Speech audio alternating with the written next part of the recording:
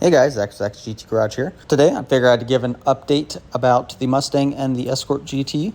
So again, there's really nothing new with the Mustang. I've just been driving it and enjoying it.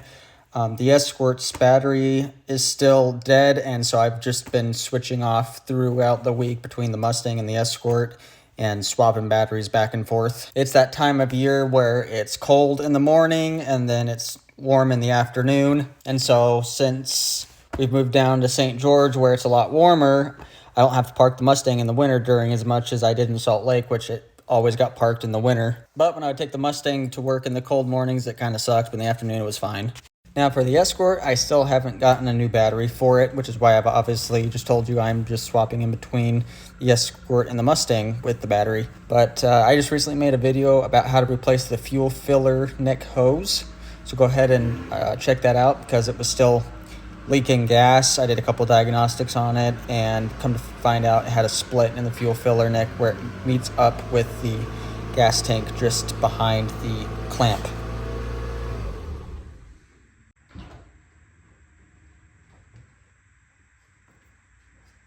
Then I figured I would hop in the Ranchero and move it out to the parking stall. So that way I had more than enough room in the garage to work around to do this job, to replace the fuel filler neck hose.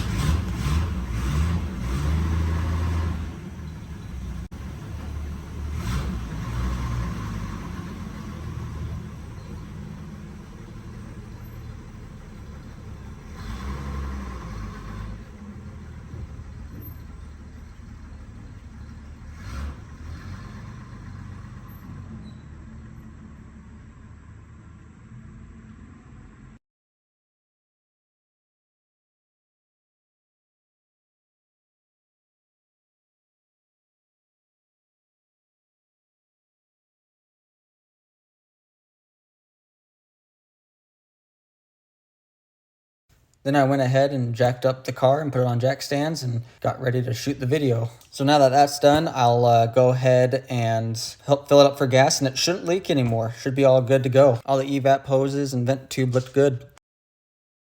And once I got it out, here's the old hose. This is after the fact. I had to go back to the parts store because they gave me too small of a fuel filler neck hose, so I had to go back and get a correct one and had it cut to length once I got home. And here's what the new one looks like. And I did fill it up with gas, and it does not leak anymore, so that's a huge win. Now for the truck, which is a 2012 Ram 2500 with the 6.7 Cummins diesel. Long story short, day before Thanksgiving, wife and kids were in the truck, and we were headed down to Salt Lake to spend time with family, and due to a bad radiator cap, the radiator put a hole in itself and left us stuck about 10 miles away from Fillmore, which is the halfway point in between St. George and Salt Lake, where my parents live. And so there it is on a tow truck. It was an expensive tow to my parents' house. Continually leaked coolant all over the back of the truck too. And here is the old radiator, and that's where the hole was. And it was spilling out so fast with all the pressure. It was like putting a garden hose on jet mode. And here's what the new radiator looks like once we got it in and got the truck running again and bled the system by burping the system. All is well so far. And since we were doing the radiator, we figured we'd go the extra mile and do preventative maintenance and replace the serpentine belt because there was quite a bit of cracks on the old belt that was on the truck. And we also got new upper and lower radiator hoses. So that way we didn't have any more fun tow truck adventures for on the way home. So if you see this 36 millimeter nut right here that threads onto the pulley, yes, I said 36 millimeter nut.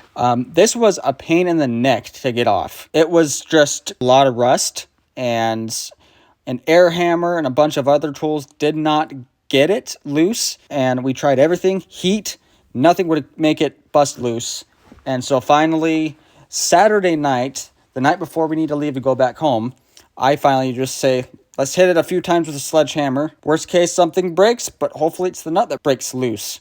And so hit it about 4 or 5 times, and it finally actually came loose. And that was such a big win for us. And so with the nut loose, we were able to finish up the job, and then we cleaned up the thread of the nut and also the thread of the pulley that it bolts onto, and we put anti-seize on it, so that way if this ever has to come off again, it'll come off so much more easier than it did.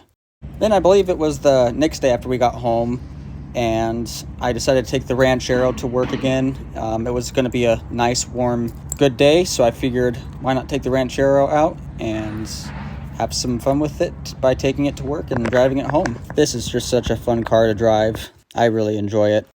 Thanks for watching. Like and subscribe if you'd like, and stay tuned for more Mustang and Escort GT content.